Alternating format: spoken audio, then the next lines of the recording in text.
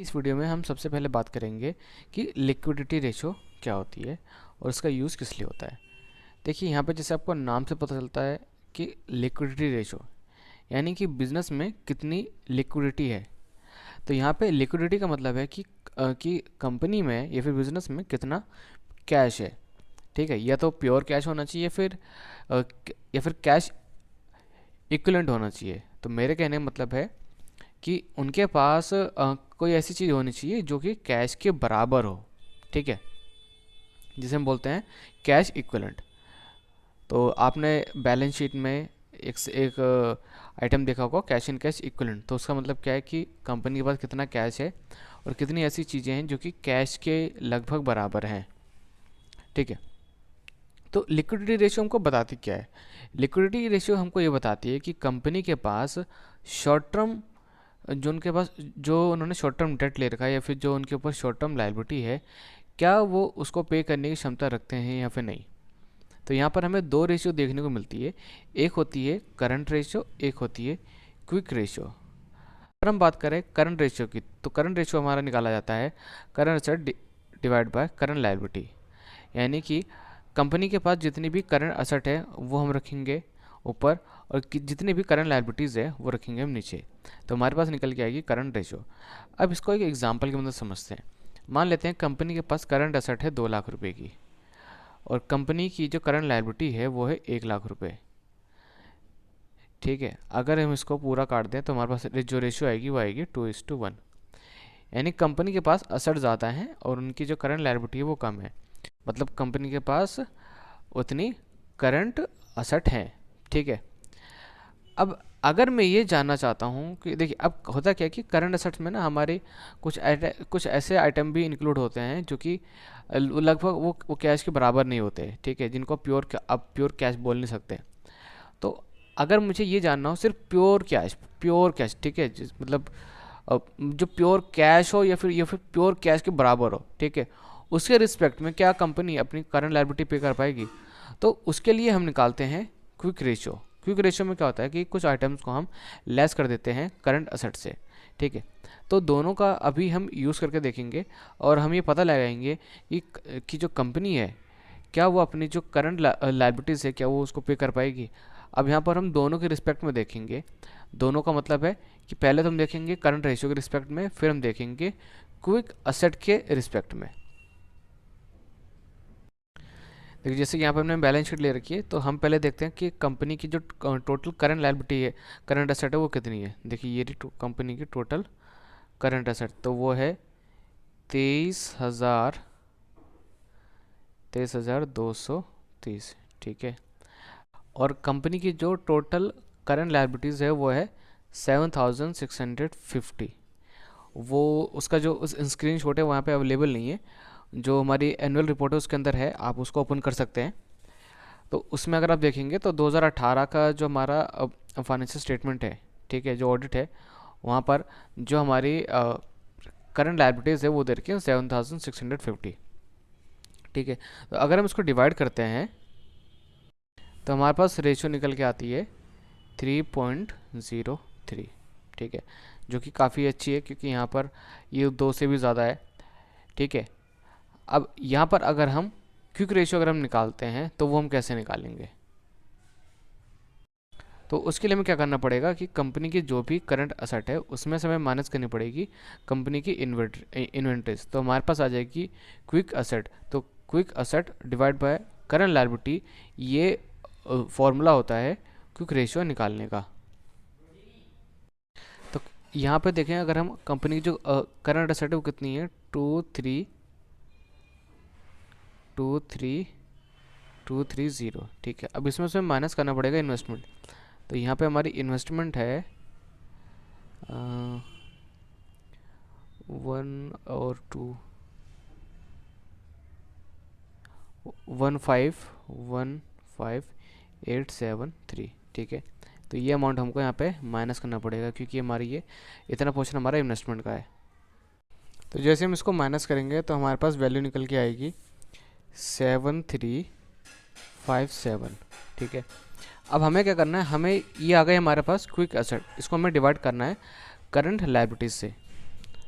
तो 7357 divide by 7650, तो ये हमारे पास वैल्यू निकल के आएगी 0.96, ठीक है, 0.9616।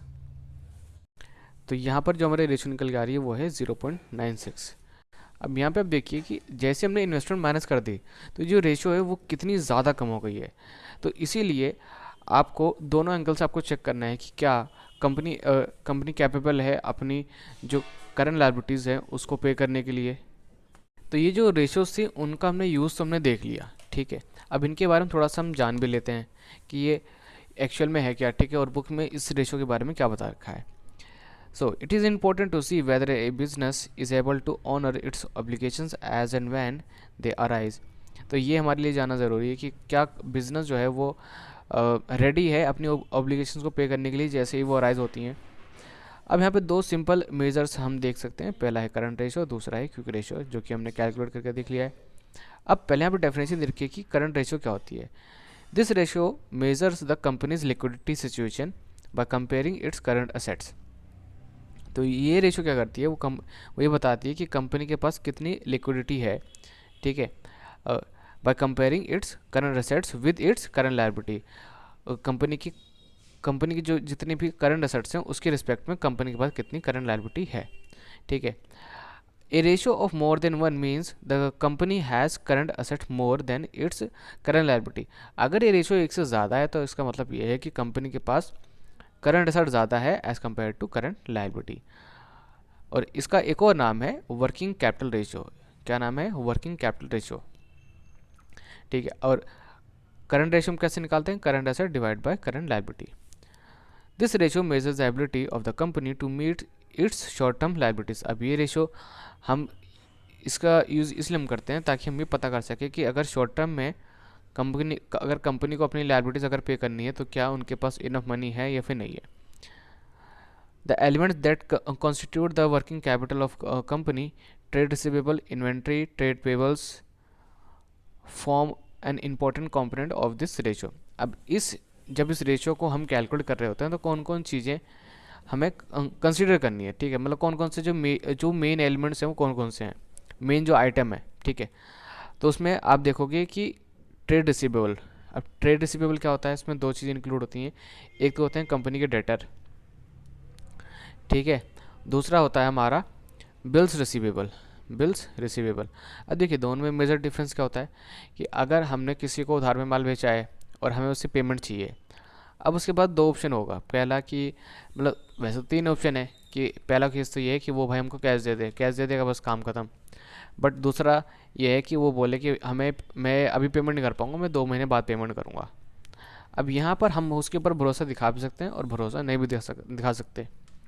हाँ, अगर हमने ये बोला ठीक है भाई हमें तुम पे भरोसा है, आप 2 महीने बाद पेमेंट कर देना, ठीक है, तो वो हमारे लिए कहलाएगा डेटर, ठीक है। बट अगर हमें उससे भरोसा नहीं है, हमने बोला कि 2 महीने बाद पेमेंट करोगे, ठीक है, लेकिन आप हमें बिल्स ऑफ एक्सचेंज पे लिख के दो कि आप 2 महीने बाद पेमेंट करोगे, और अगर पेमेंट नहीं करोगे तो क्या क्या उसके कॉन्सिक्वेंसेस हो सकते हैं, ठीक है।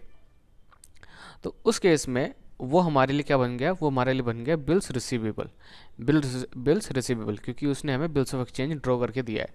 तो इन दोनों को जब आप कंबाइन कर देते हो तो बन जाता है हमारा ट्रेड रिसीवेबल्स।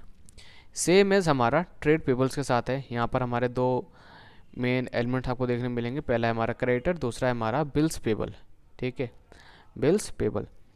क्रेडिटर कौन? जिनसे हमने उधार में माल खरीदा है, उन्हें हमें पेमेंट करनी है, ठीक है, और उन्होंने हम पे ट्रस्ट दिखा रखा है। और बिल्स पेबल का मतलब ये है कि हाँ हमने उधार में माल खरीदा है बट हमने उनको बिल्स ऑफ एक्सचेंज भी दे रखा है कि इस पर्टिकुलर टाइम पीरियड के बाद हम उनको पेमेंट करेंगे। तो आई थिंक ये आपको ट्रेड रिसीवेबल और ट्रेड पेबल्स आपको समझ में आ गया होगा। प्लस इन्वेंट्री, कैश भी एक मेजर रोल निभाता है जब इस रेशियो को हम कैलकुलेट कर रहे होते हैं, ठीक है।